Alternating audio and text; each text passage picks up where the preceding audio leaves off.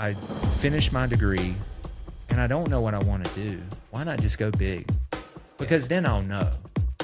It's kind of like that. I was like, I'm going to go big or go home. So Active Metabolic Assessment allows to break down our different heart rate training zones, right? Allows you to train smarter. There is a mindset that comes with that some people have, right? That are more determined than others. But we can condition our mindset. Every single person should be weight training once they reach a certain age. Wouldn't recommend a 9-year-old to do weight training. Mostly calisthenics would be fine, but especially as older adults, every person should lift weights. Over the years, there's been so many myths in the fitness industry. Habits reflect the mission. For example, have been doing these habits for years. In most cases, they've been eating better, eating for performance. An individual that feels like they don't have that mindset and they're coming into a routine or a new lifestyle is they have to try to condition themselves to just give a certain percentage, right? Consistency work. Hello, everybody. Welcome to an episode of TAOL Podcast Global, where we align your mindset with your pocket and your goals, and trying to encourage and bring some nuances and research and guests that will leave you something positive in your life. And in this case, we're going to talk about your body and why it's important to take care, because first of all, you only have one and you're going to take care of it for your entire life. For that, we brought an expert, a coach, and someone who is very inspiring because his passion, his job is to help other people get to their goals. Today, we have Jared. Jared, welcome to TAOL Podcast. How are you? I'm good. Thank you for having me, my friend. Good to be on here. It's going to be exciting because you are one of the favorite coaches in one of the local gyms here in Raleigh. Yeah, I appreciate that. But why don't you tell us a little bit more of where you work, what you do? Yeah, so I've been at Lifetime Fitness for a little over 9 years now. Lifetime Fitness is in the Cary location. I am a strength and conditioning coach there. Some of my main focuses are nutrition and strength training. However, I teach some small and large group classes. I also do active metabolic assessment and resting metabolic assessments.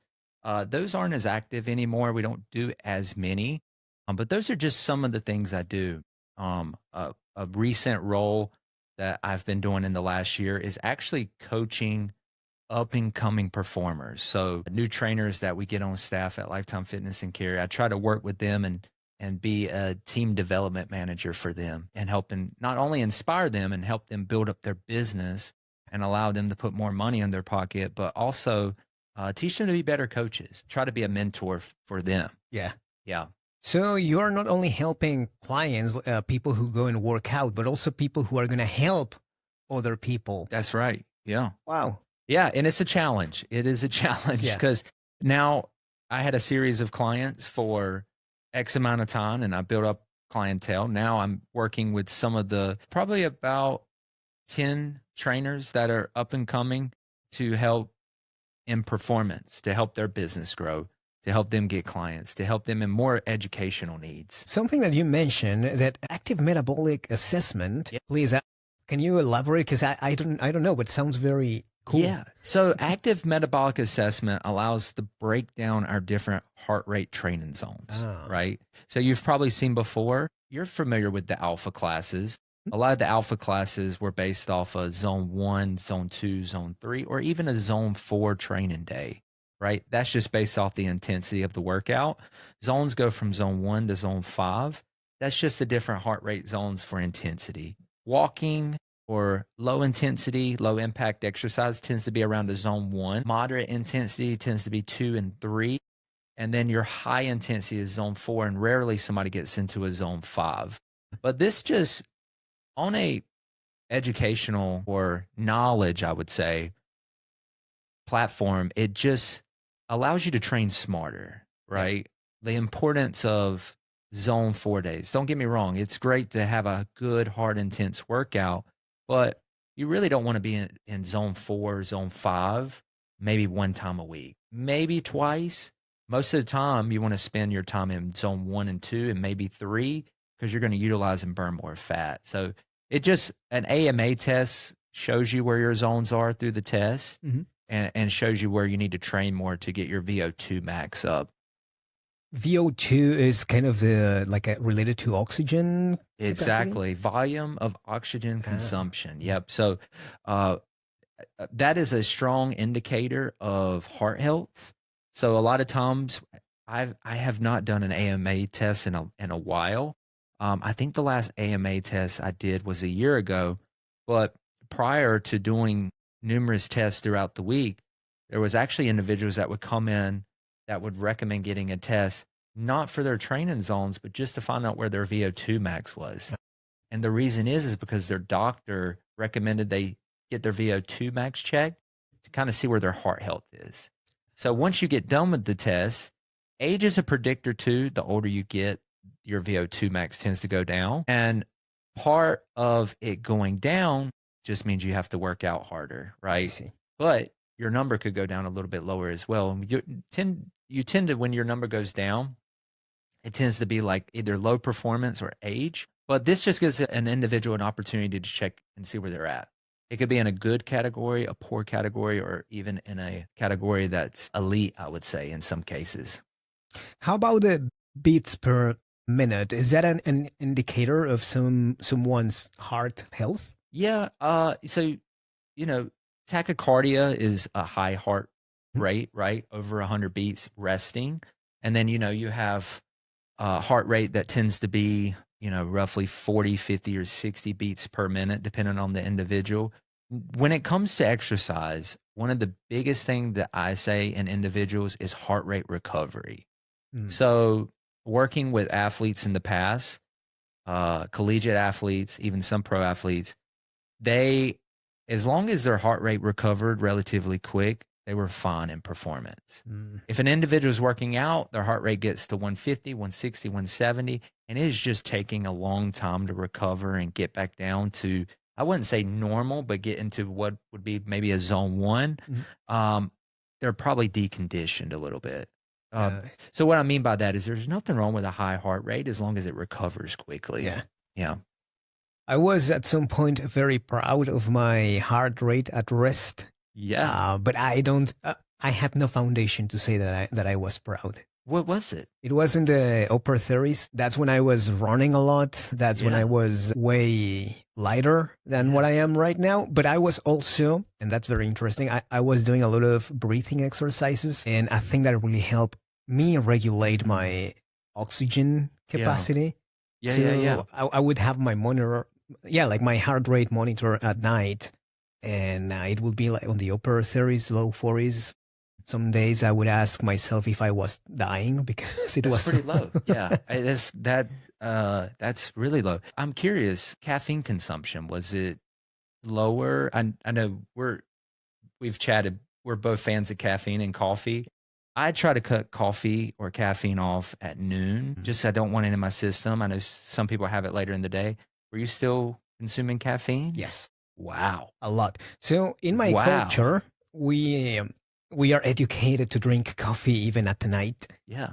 And I don't know if that's a problem or if it has some type of benefits. But before we go to bed, I mean, when I was living with my family, we had a social gathering and drink coffee. And it was right before bed. And I never had a problem with that. Yeah. But sleeping, I mean. Yeah. So I've never done that. I mean, I have, and it affected my sleep, but my mom was the same way growing up. Every night that I remember, she would have a cup of coffee before bed and sleep just fine, that I know of.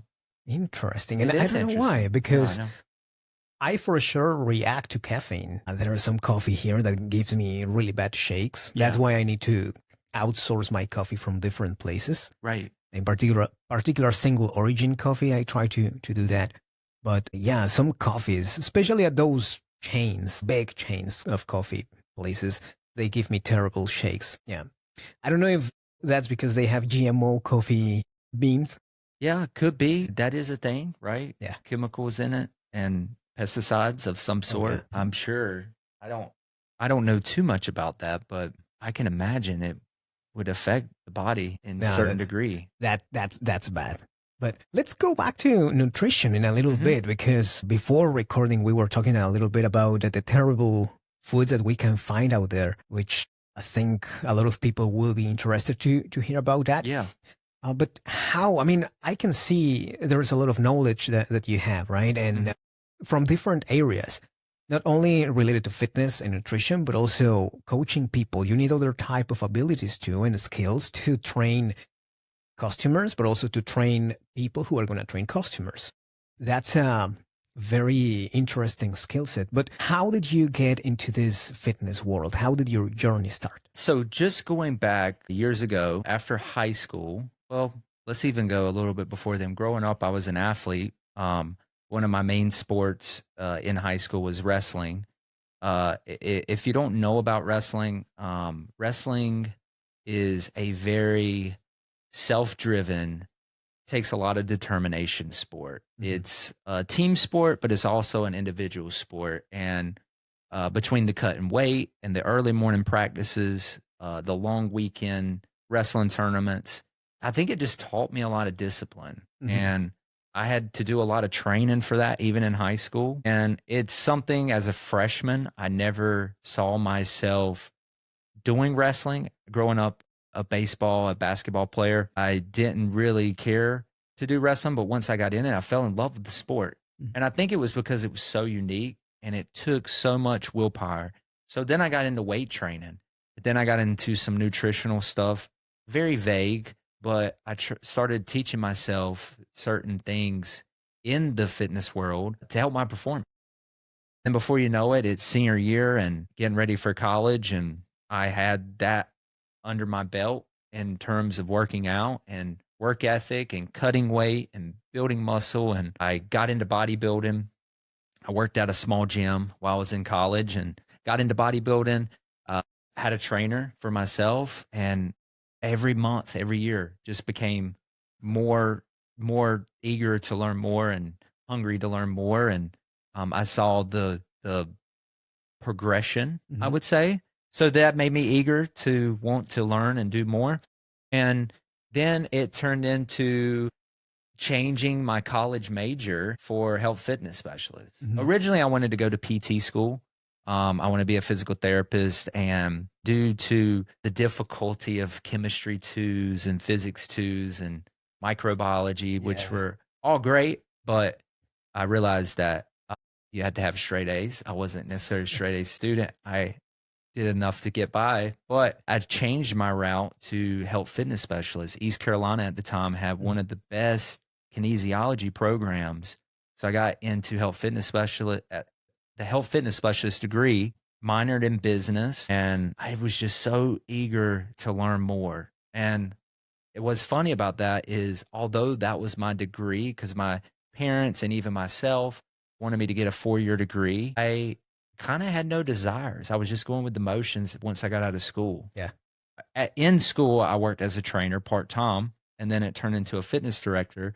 But I really had no aspirations to be a trainer as a full-time career.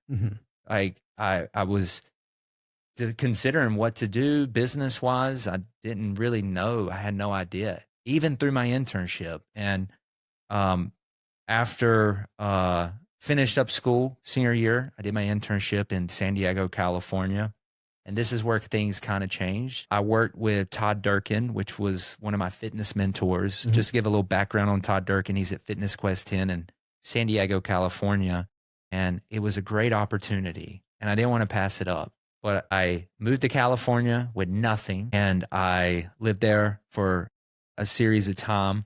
But I worked under Todd Durkin. Todd Durkin trained numerous pro athletes, to name some: Drew Brees, Darren Sproles, Zach Ertz, the famous baseball players, celebrities, but just to name a few. And that was one heck of an experience. I learned so much working with the athletes, also general population. And I was surrounded by individuals who were so inspiring, grown adults, 30, 35, 40, 50 years old, and they made a career out of it.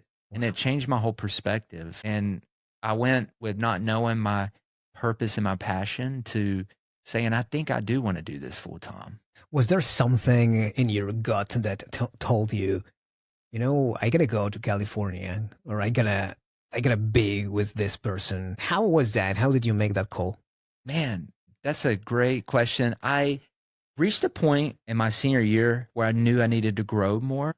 I felt like I evolved over the course of college through jobs and school, but I don't know. I didn't have anything permanent in my life at the time. I had no relationships besides friends and family, and no obligations besides finishing my internship. And I just went for it, And then I watched a YouTube video. I remember I watched a YouTube video on Fitness Quest 10.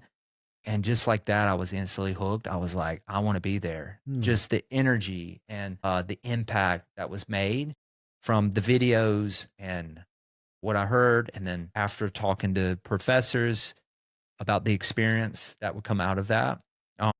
Another thing we did was we worked at Ideal World and Perform Better, which is some of the biggest fitness influencers and speakers are at those events. And I just figured, especially at this time, right? I'd finished my degree and I don't know what I want to do. I don't know what I want to do for career-wise. Why not just go big? Because then I'll know. It's kind of like we were talking earlier about the avocado tree. It was like, if I don't try it, if I don't try to grow it, although the success rate's pretty low, it's just going to be on the back of my mind, and I'm just not going. It's gonna get to me over time. So just kind of like that. I was like, I'm going to go big or go home. So I went through the process, got the internship, and I learned so much and grew from there. The only way to know if something is going to work or not is giving it a shot. Try it, right? Yeah, I agree. How was that experience once you were there? Like, did you got that feeling that this is what I want to do? This is the right place once you got there, or did that take a little while for you to digest the experience and be like, yes, this is the right place for me to be? Yeah, a little of both. I think it grew over time, but part of the growing was, I think it was more career-based. I see. I realized the quality of life these individuals had. They loved their careers. They were passionate. They were happy. They were determined. They were good, morally sound people that made such an impact in people's lives. And I think that inspired me more than anything, because I wanted that to be me. Not that it wasn't me at the time. I just wanted to have a career like that, right? Yeah. And I still had some doubts later on, but just through the process. Another thing is, after, I think I missed it so much. I wanted to create my own, I wanted to have that family again, right? Yeah. So I think I missed that so much. Yeah. How is that in the fitness world? I mean, what I want to go is, you were talking about your grades in school, right? I think everybody has a different set of skills, strengths, and something that I personally feel that is not very appreciated is the skill of interacting with other people. Yeah. Because to me, 50% of career success is what you know, and the other 50% is how you can interact with others. Yeah. Would you say that you always had this ability to talk to people, approach them, and inspire them? Is that something that you observed in yourself when you were younger? Yeah, I was more, I always say now I'm I'm the most extroverted introvert you'll ever meet. I like to be around people, but I also have my introverted moments. Probably more introverted than extroverted, but I got that from my father growing up. My dad, as a businessman, was very morally sound, but very charismatic in how he approached people. My dad, I remember, and I still to this day, anywhere I would go, my dad would know somebody, right? And I felt like that impacted my life as I got older. And there was some similarity that I grew into, that I kind of had that in a father figure. And I saw how that interaction with people and to relate with people. Hey, I may not be the smartest in the room, but I am going to try to be the most outgoing, right? I'm going to try to impact people in a certain way.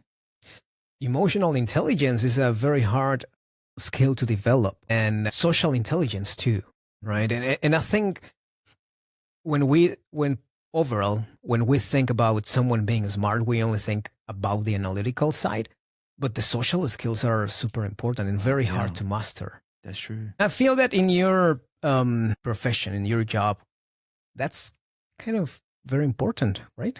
Yeah, it is.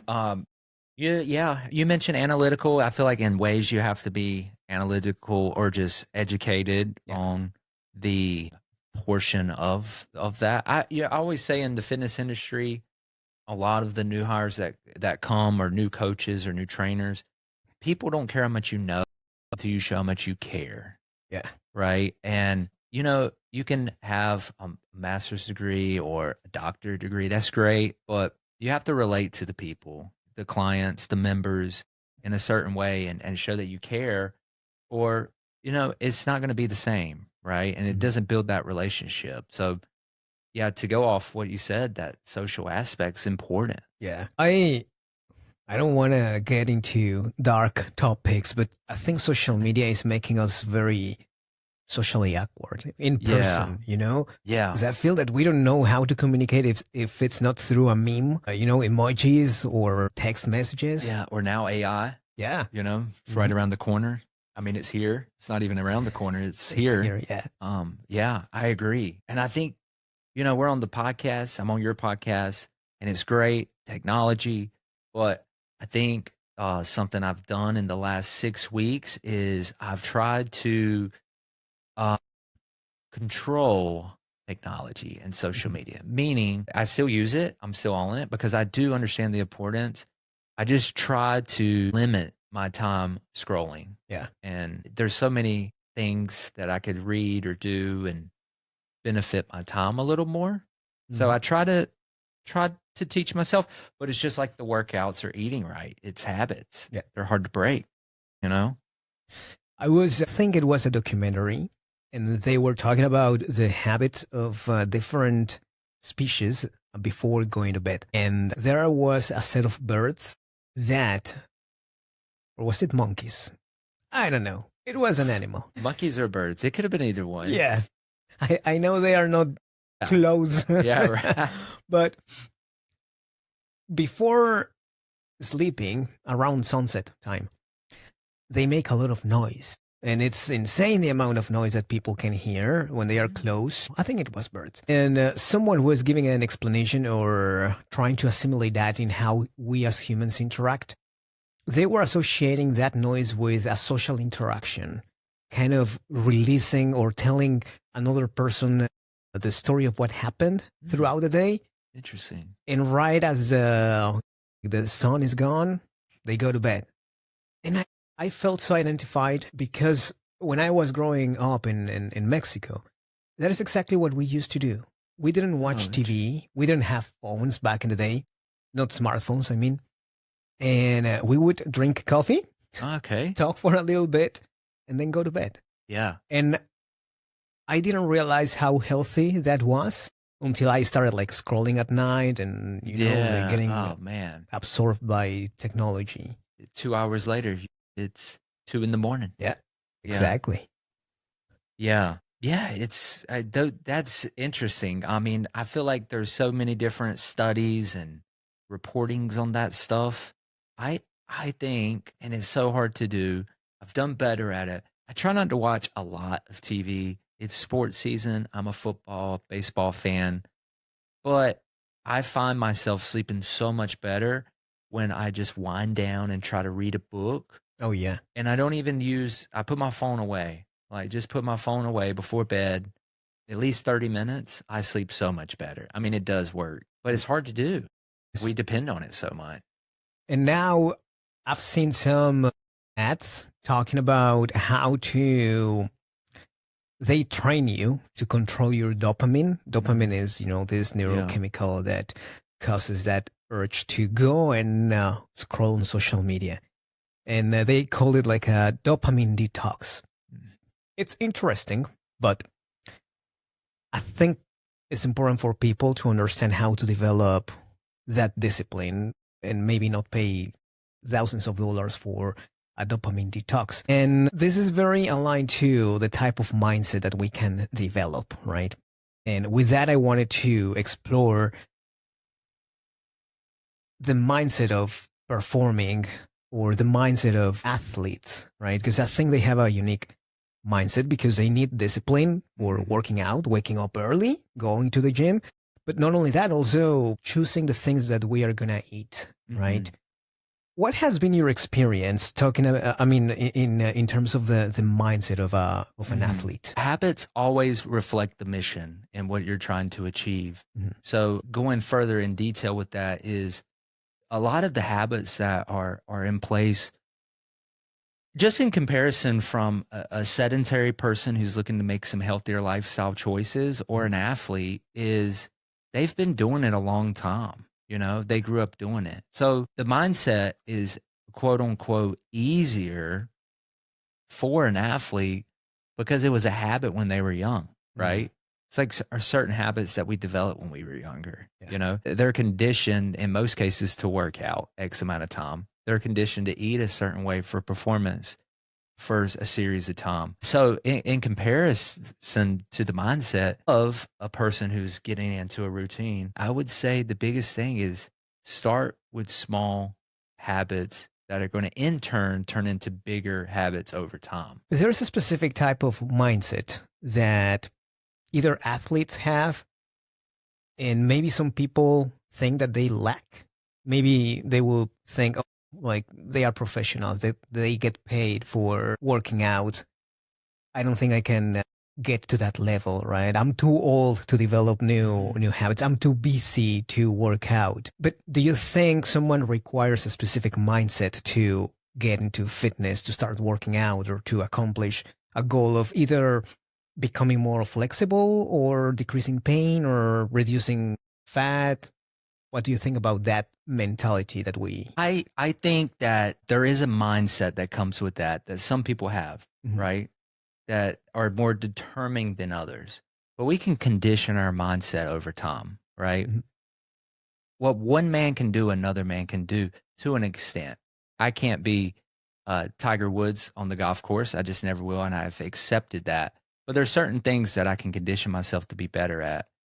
I always say that habits reflect the mission. Athletes, for example, have been doing these habits for years. In most cases, they've been eating better, eating for performance. They've been training for performance over time. So an individual that feels like they don't have that mindset and they're coming into a routine or a new lifestyle, is they have to try to condition themselves to just give a certain percentage, right? We've always seen like how consistency works, right? And how consistency works is, right, like I'm giving everything I got, but it's only 10%. The next day I'm giving everything I got, but it might be 60%. And then the third day, everything I got, but it's only 20%. Yeah. That's kind of like with developing habits, right? Like we have to get to a point where we're just doing it day in and day out. Giving 100% doesn't mean giving 100% every day. It means giving 100% of what you got, right? You only might have 20% in the tank that day, but you're still giving it 100%. So just developing those habits day in and day out and trying to hone in on those things. It's not perfect. It's a hard journey, but an individual that feels like they don't have the mindset has to think of a way and go to the drawing board, whether it's with a coach or a mentor, but they have to go to the drawing board and figure out what is best for them to achieve where they need to achieve, what they need to achieve. And it may take time. It takes a lot of time. It takes a lot of time. And would you say that when people feel frustrated because they can't achieve their goals is because they are not approaching them in the right way, and maybe they want to jump into something like really, really big when they should take smaller steps? Yeah. I feel like in my line of work, in my industry, I feel like a lot of individuals are progressing. They just aren't progressing in the rate that they want to progress. That makes sense. Yeah. I think statistically, People usually, once they get into their goals and routine, probably quit within the first month. Common. When I say that, they may start, stop, start, stop, start, stop, back and forth. But if there was a routine of development and finding a good routine, if they would stick to it, they would see progression. And that's not all cases. That's just certain cases. A lot of that stuff takes time. I tell individuals, buckle up. This is going to take a little bit of time. Yeah. Unless you had a goal of just like 2 pounds, but it's going to take progressive time. Different things that are going to progress your body, your mind. Mm-hmm. The mind's the most important. You're not going to see as much changes in 1 month. And, there's certain fad diets that we talk about, and those are great for some individuals that want to go through that. But besides that, if you do it in a healthy and a right way, because think about it, you didn't get to where, if a sedentary person is where they're at and they're looking to make some healthier choices, they didn't get there a month ago. It took a while. Mm-hmm. I don't know how long, but it could have been 2 years. It could have been 2 decades, but it's going to be similar. Hopefully not as long, but it's going to be similar into reversing those habits, It takes a really long time. It takes smaller steps, I would say. And I think the smaller steps are a more efficient strategy than going all in. Because going all in will require someone to be very motivated, but motivation may not be sustainable. That's right. So the people got to put the work there. And something that we talk in this podcast is a lot of neurobiology and some biases that we may have. And when we make these decisions of eating properly or working out, we think about that in a logical way, right? But when we are under a lot of stress, or if we didn't eat properly, or if we didn't sleep right, we are not going to make the right calls. Our decisions are going to be totally different because we need a whole environment to work in the right way for us to make these logical decisions. Sleeping is very important. Eating well is very important. Hydration is very important. Even your social interactions and the people that is surrounding you. If you have more friends that are into working out and they are able to develop this discipline, hanging out with them is also going to affect your perception of life. Yeah, I agree. 100%. Yeah. There are so many things. There are. So you were talking about... Well, we were talking about nutrition, working out. I always had this question. What is more important, or how should someone approach, let's say, a healthier lifestyle? By reducing fat first or by building muscle first? How would you go about it? Wow, I've never been asked that question to that extent. That's a great question. I think the number one thing, in fact, I know the number one thing is building muscle, especially if we're talking about longevity in life, right? Because I think depending on the work, I think if there's work through exercise in a certain way, through weight training and eating protein, which is, I think, where your question is going in terms of building muscle mass, that is the part of the longevity of life, create muscle mass. I always say muscle mass for an individual is the 401k of the body, right? Especially somebody in their 20s, their 30s, their 40s, build up as much as you can. Now, I know I stopped at 40, but individuals can actually build muscle at 50, 60, 70 years old because I've seen it. It's not as common, but building muscle is the most important thing. I think you have to meet in the middle, though. Okay. So trying to answer your question in 2 parts. And what I mean by that is I think there's some components that play a part in that. One is the importance of weight training. In regards of the importance of weight training, getting good, adequate protein is the most important thing. We as individuals just are limited on protein now, just through so many different fats and carbohydrates and just additives and sugar, you name it. And we don't get enough protein. I always recommend 1 gram per pound of body weight for an individual of protein. Now, with that being said, if somebody weighs 200 pounds and they're only getting 100 grams of protein on average a day. As a coach, I'm not going to recommend them 200 grams. I would recommend it passively, but I would probably have them do 130, 140, 150. Once they master that, remember we talked about the habits, then have them do a 200.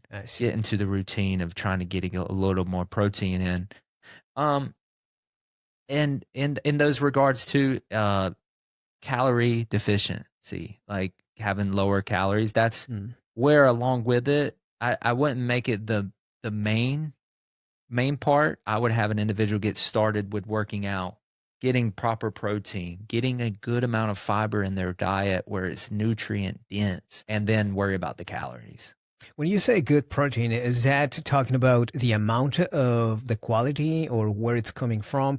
Does it matter if it comes from a milkshake or if it comes from meat or eggs? Is there a difference? Yeah, you have to weigh out the ratio calories to protein. You see what I mean? So for example, just a chicken breast, a serving size of chicken breast is roughly 22 grams of protein, but it only has 1 gram of fat. Now, I'm not saying you can't have any fat, but you take 22 grams of protein from a chicken breast, and then you take 22 grams of protein through milk. The milk's going to have a lot more calories, which in some cases is okay if you're looking to gain weight or build muscle in regards to just gaining weight. But I think those are two things you have to weigh out. Okay.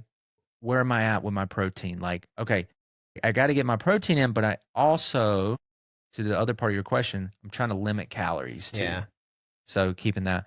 But, calories are difficult. But, I really try, part of my job with clients and individuals is to paint a picture. I'm a visual learner, and I try to really break down the difference of if you have a certain amount of processed food, right?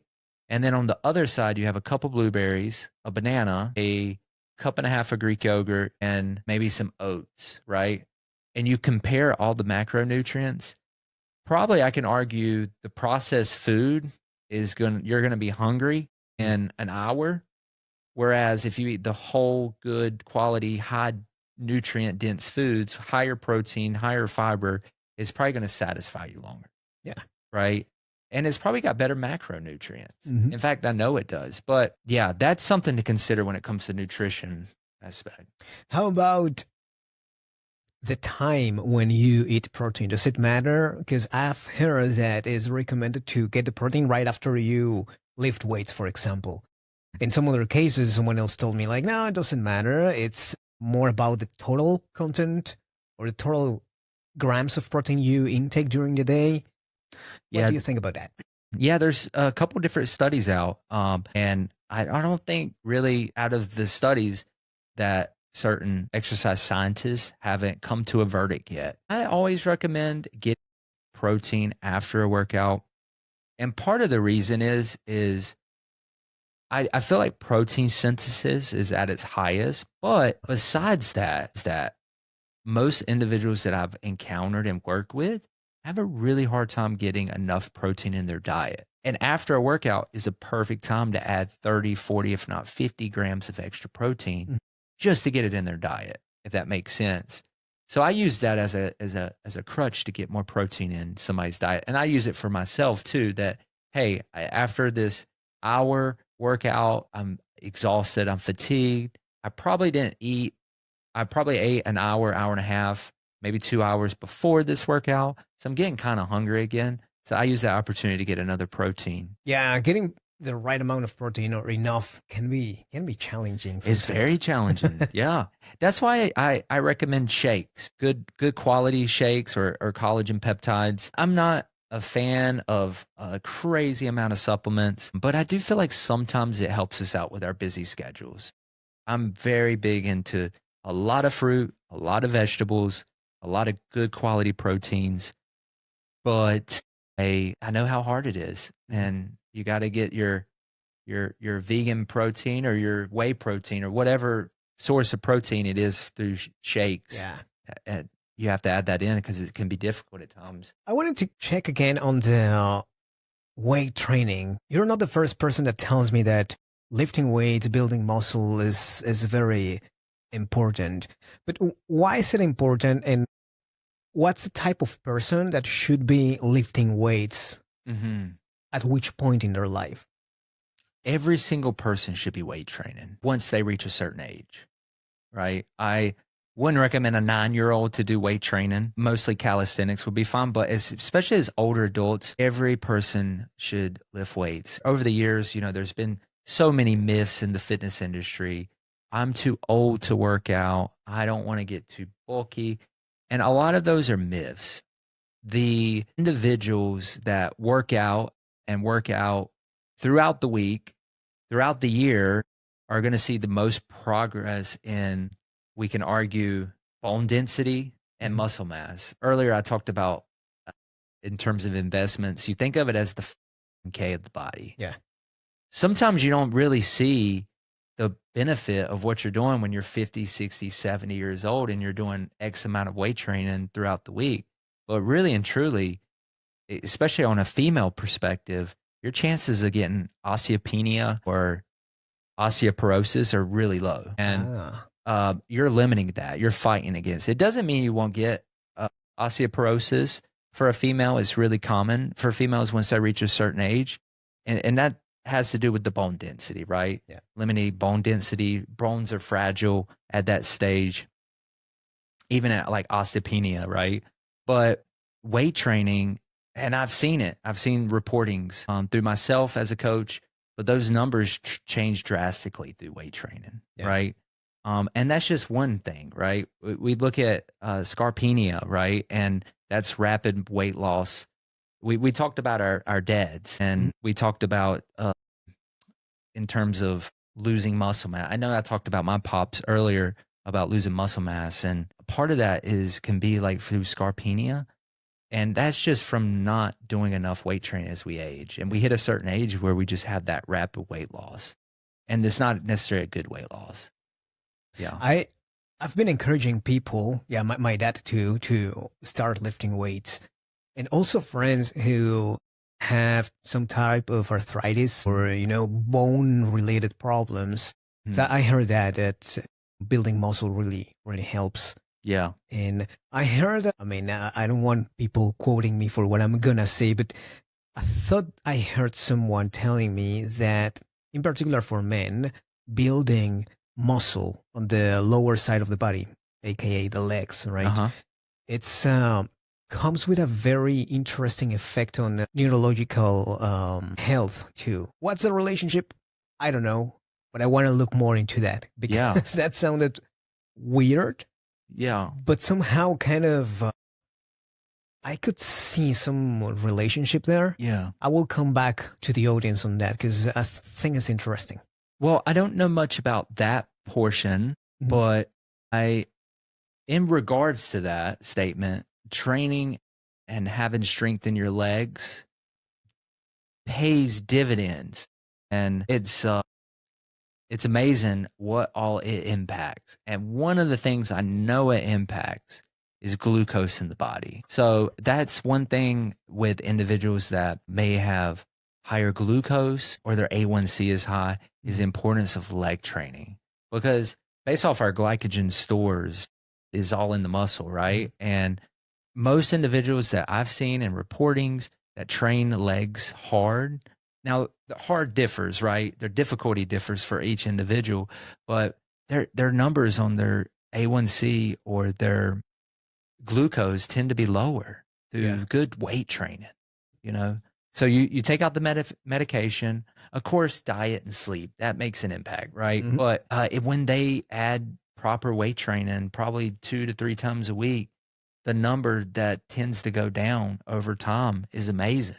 And I can't help but think a large portion has to be from weight training, Yeah. I think one of my goals now that I'm getting closer to being 40 years old is weight training and flexibility, mobility in general, but also the things I eat. Because we were talking about vegan protein, right? And taking care of the quality of the ingredients is essential. And nowadays, I think it's becoming more critical we live in an industrialized world and everything is about mass production, how we can produce more with less resources. And when we run out of natural resources, we start throwing chemicals. Yeah. And that's really sad because a lot of people are getting sick because of that. And of course, people didn't know back in the day how bad that could be because there were not enough studies. There was not enough time that elapsed since the introduction of all these chemicals. And now we are suffering all the consequences, right? But nutrition is so important. Is there anything additional to protein that people should be considering? I don't know, maybe intermittent fasting, for example, or the amount of carbs they eat? Yeah, intermittent fasting is great. I know individuals that have done intermittent fasting and do phenomenal. And then I know others that did intermittent fasting and didn't have as much success. Part of when it comes to nutrition, from a coaching standpoint, I would say it all depends. It depends what works for an individual. You take an individual who has a crazy morning and a crazy schedule, forcing them to eat on a diet basis isn't going to work. You're just setting that person up for failure. So intermittent fasting for some individuals works dividends. I will say this, but when it comes to intermittent fasting, an individual should still try to get an adequate amount of fiber in. I still recommend fruits and vegetables, and I also recommend a good amount of protein. Intermittent fasting it's already hard enough to get certain nutrients in your diet. And then you incorporate intermittent fasting, which makes it even more difficult to get the protein in. Yeah. As long as a person is doing that, as a coach, I don't have a problem with intermittent fasting. Yeah. So it just works for different individuals. You mentioned the carbohydrate aspect. Carbs are great. I think it depends what carbohydrates, right? Are we limited in let me say this. Do we need to limit certain carbohydrates? Of course. I think there's refined sugars that we need to avoid, but we can argue broccoli, blueberries, bananas are carbohydrates, but those are better ones for the body that I would consume. Potatoes. We talked about those small red potatoes. Oh, yeah. How great they were. Excellent source of carbohydrates that really fueled the body and the mind. Especially if you grow them, right? Especially if you grow them, which is the best. You get bonus points if you grow them. You actually reduce fat automatically because you get to work to make those grow. Right. They take a lot of effort, growing vegetables is... I will say this, if you grow your own vegetables, I know when I had a garden and I grew up, my dad has a green thumb. My dad is my dad taught me so much, and if not everything, about gardening. And years ago, when I had a garden, it made you have appreciation for the food you were eating. Yeah. Not as much went for waste because you put your heart and soul into growing it. You give some to the community, but it was difficult. You definitely didn't want to have any to waste. But the quality of it was so much better. Absolutely. It seemed like it had more nutrients. In fact, we would say it did. I was talking to some friends, and I was very surprised to know that a lot of people, they won't have the opportunity to reach for a fruit hanging from a tree or get their own veggies from their garden. I think the number of people having access to that privilege, let's call it, is very limited. That's wow. Especially, when you live in the city, it's even harder, right? Yeah. Because there is not enough space. I had the fortune to grow up by picking up our little limes that we were growing, figs, and some type of food that, it was just delicious. It was so healthy. And we know what was put in there because we didn't use pesticides or anything. Yeah. So it's crazy now. You can even go to the local farmers markets and you have to ask, which to me, it's crazy. Before, I think going to the farmers market was a guarantee that the product was good, but now you have to ask and make sure that they are not using pesticides or anything that is harming the food. Yeah. There was a time when individuals were collecting fruit in their gardens and they thought to themselves, man, one day we won't have to do this anymore. our kids or our grandkids won't have to do this. We'll be able to get it at the supermarket. Yeah. And now people are paying to go pick their fruit, right? How it flipped. We were doing it right all along. And I know things have changed over the years and we have to do mass production of certain things. But man, I know so many individuals that would pay a lot extra money to pick their own apples or figs. Everything comes with a cost. If you grow your vegetables, it's more effort for sure. If you outsource your food, it's more convenient, but it comes at a cost. And I think that cost, it's pricier because it can play against someone's health. Again, what I was saying in the beginning, we live in an industrialized world. And the problem here is that you got to make the most with the least amount of resources. And that can be very tricky. Yeah. Yeah.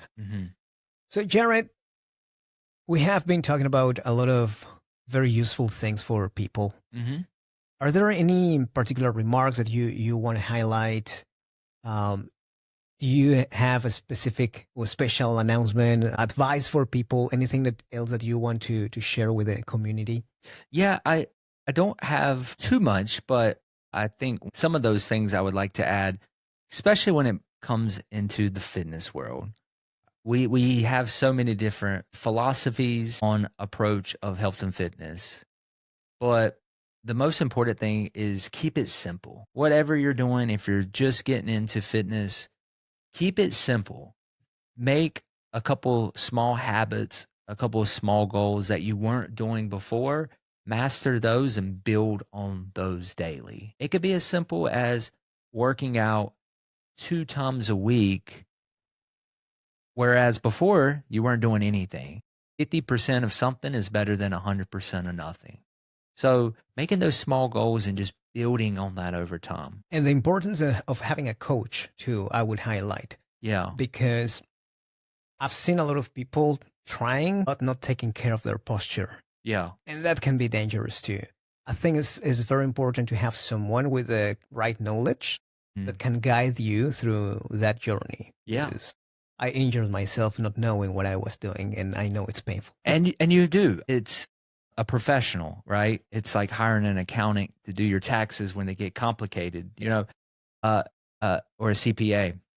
But fitness is similar, especially if you don't know where you stand in regards to getting started in a routine. I highly recommend getting a coach just to get started at least, right? Create some foundation, work on some form to really hone in on your goals to set you up. Because the worst thing you want to do is hurt yourself, but not only hurt yourself is you don't want to run circles for a year until to the point where you're like, I have no idea what I'm doing. Let me get a coach. And you wasted a year. Exactly. That has been very enlightening.